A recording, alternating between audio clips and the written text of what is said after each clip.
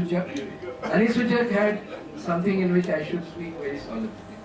He had hepatic problem for which 4 years back he had a transplant.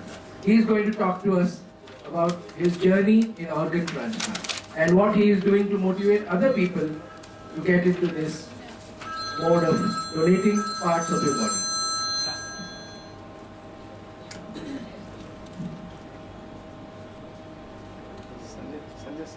Dear friends, good morning.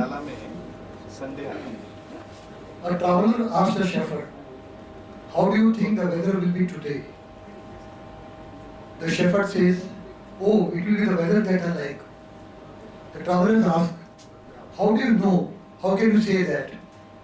The shepherd answered, "Long ago, I decided that whatever weather comes, I will like it. Now I am always sure that I will get weather that is to my liking 365 days of the year." Instead of always trying to get only things that I like, I decided that it is wiser to like whatever things I get. Therefore, I always like the weather I get. So it was not the weather that mattered. It was his inner state of looking at it, relating himself to it, perceiving it, and that mattered. And thus, he had the key to happiness. This story has inspired me to be like the shepherd. I am putting efforts and hope one day to achieve.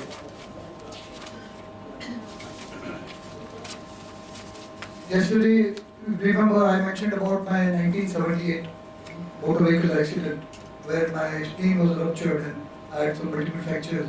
At that time, I was given almost like 10 bottles of blood.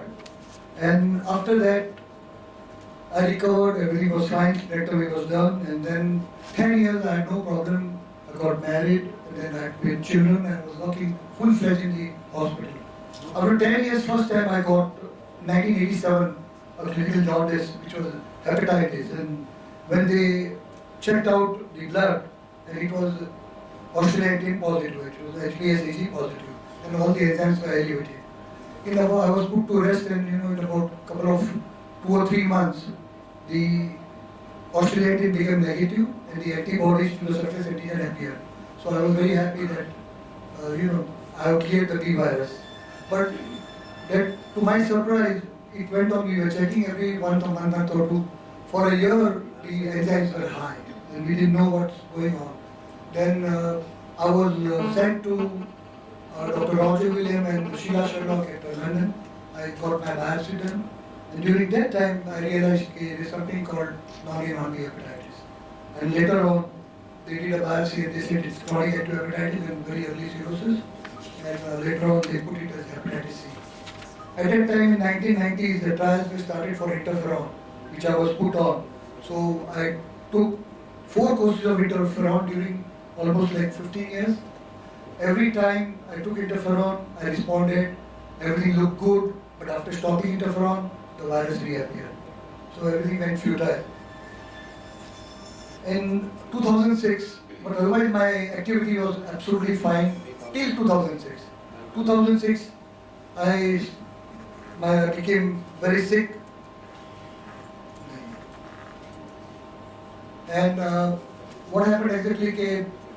I started developing ascites, swelling of the feet, and I knew I'm going for trouble. The liver started decompensating. And at that time, I was told there's no much of option, either go for a liver transplant or something. And you go on into end stage and nothing much can be done. In 2007 January, I went to Delhi. I had found out about the other centers abroad also, about Singapore, Korea, UK, USA, everywhere. Because I had the opportunity to go to Mayo Clinic and Pittsburgh and had a lot of opinions because of the medical background I had. So I could reach to people and got all my opinions. Then finally I decided to get my liver transplant in Delhi. And there were 2 centers in Delhi at that time, one was Apollo and one was Gandhara. And I decided to get done at Apollo. Then I still remember Dr. Deepak Parikh had come, Mustafa was there, not many friends were there before my surgery. And then when I was taken for surgery, I had asked Dr. Subhash Gupta what are the chances and all. He gave me a quite optimistic picture, and then I said, let's go about it. And then when I was put on table, they said the operation will take about 10 to 12 hours. And unfortunately, I had a lot of complications. Because of the previous surgery of splenectomy, there was so much adhesions and my platelets were very low. They had built me up before the surgery, but when they opened up, wherever they touch, there was bleeding from all over. And usually they take about 1 or 2 hours to reach the liver side. It took almost like 7-8 hours to reach to the liver, and then the operation lasted for almost like 23 hours. Morning 6 o'clock I was taken in, next day morning 5 o'clock I was brought out. I was put on the ventilator.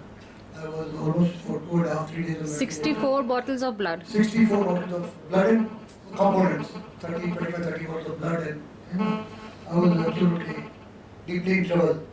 But after surgery, after I was put out of ventilator, I thought, hey, I became conscious. I said, hey, I'm going to walk and go. I'm going to walk from this place and go. With that spirit, I started mobilizing myself, and they, permitted me to walk around. Unfortunately, 6th or 7th day, there was severe biliary leak because of the transplant. This thing I had the problem, and almost like 1.5 to 2 liters of bile would collect in the abdomen. They would put a drain and remove, and every day it was a process. Then on 9th day, they told me we'll have to reoperate you. So they took me on a table, and that day that was the only day I felt a little low. I said, I don't know what God is checking me out, and I was a little low. Then I called my wife. She said, no, we'll go ahead. You will be doing very fine. And then next day the surgery lasted for 8 hours almost. And then post-operatively, gradually, I was in ICU for almost like 40 days. But the team was very good. They looked after me very well, and and that's a story, absolutely. And later on, I had all the support from my wife. She was like a rock standing next to me. My son Suraj, who was just doing his last year of surgery, general surgery, he was there. Every day from morning to night, my wife and my daughter were looking after her. At night, my son would be there on duty, and they were there for almost 30 days doing the same thing. And gradually, I went into pyrexia of unknown origin, and many investigations were done. Antibiotics to the highest level was given, but I recovered. I had so much support from my friends. There were on the day of operation, there were almost 80 to 100 people there, about 40 doctors involved. And not only that, there were prayers being conducted at different places like Shivananda Ashram, and then the Buddhist people, and all over, Lakshminarayan Temple at Malad. In the school, they decided 4,000 children were praying for me. And I'm telling you, I'm indebted to everyone. They loved me so much, I never realized. All my friends supported me. I had only strong faith that I'm going to go through this and I'm going to come out. And that strong will and all these prayers helped me to come out of this crisis. Now, you're aware there are centers in Bombay. They're also doing liver transplants. Jaslok is there, Bokat is there. And also Ajay Thakkar is starting at Jupiter. I will request him that this process should go faster, because Bombay is a city where we have to go to Delhi to get transplanted. Why not a place like Bombay, which has been always leading in all other fields? See, before transplant, I was looking like this. I was absolutely very sick, very, very sick. After transplant, after 4 years, this is this. After the transplant, I resumed to my activities. I am fully active. I have to take precaution because I am on immunosuppressants. So all my life I have to take immunosuppressants. So I have to see that I don't get infected. So wherever there are serious patients in the ICU or very infected cases, they put me out. They say, you don't go. So that, so I have not been able to work as I could work in the past. But still, I go for all the CPR and intubation and putting a line and all those things I still continue to do. I have been going to all the standard cycle marathon. I go for a dream run, 6 kilometers, no problem at all. I've been absolutely doing my daily exercises, walks. I have been doing a lot of social and other activities, working actively at the Indian Medical Association, AMC, Malad Medical Association. Also, I mentioned yesterday about the Divine Life Society. It's a spiritual organization which we have a branch in Bombay. we do every year shibir and conducts all those things. And that trust, we also do all the natural calamities work. I had the opportunity to go right from my Surat, then later on we went to Latur, and then at Kutch. Kutch, we not only did the medical relief of almost like 500 to 600 operations. I brought almost 60 patients. 45 patients were kept in my hospital for almost 3 months. We looked after them, and they went back. And 15-20 patients were put in the other hospitals. My friends in the city, I said everyone should take 2-3 patients. That's the way we work, and we are very happy that we've been able to do something back to the society. After that, I said I need to do something more than this. I don't need to be satisfied with all the other activities. Then I said, let me start counseling.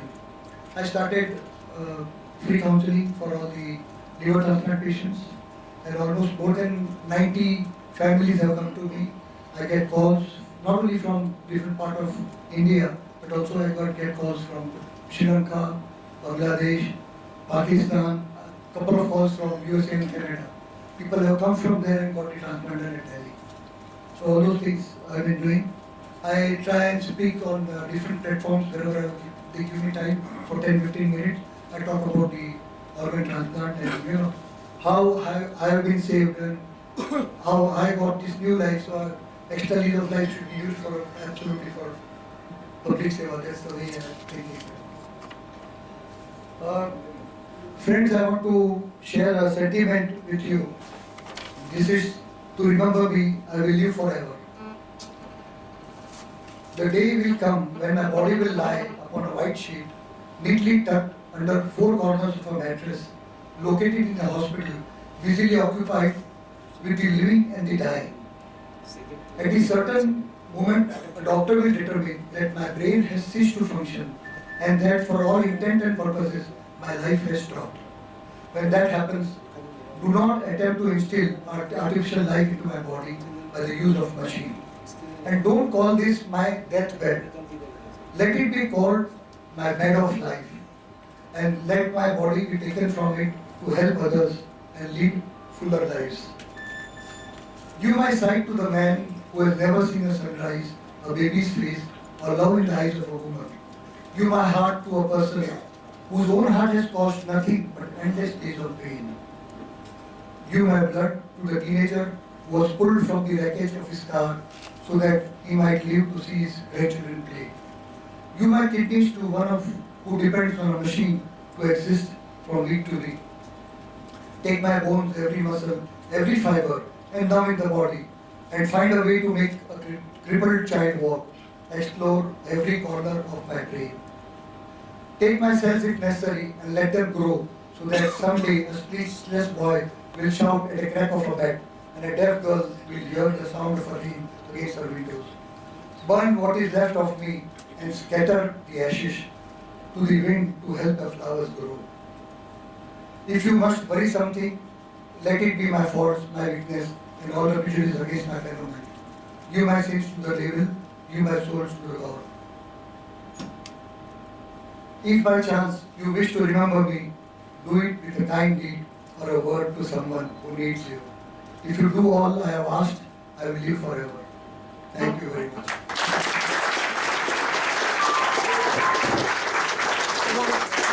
I want to introduce you.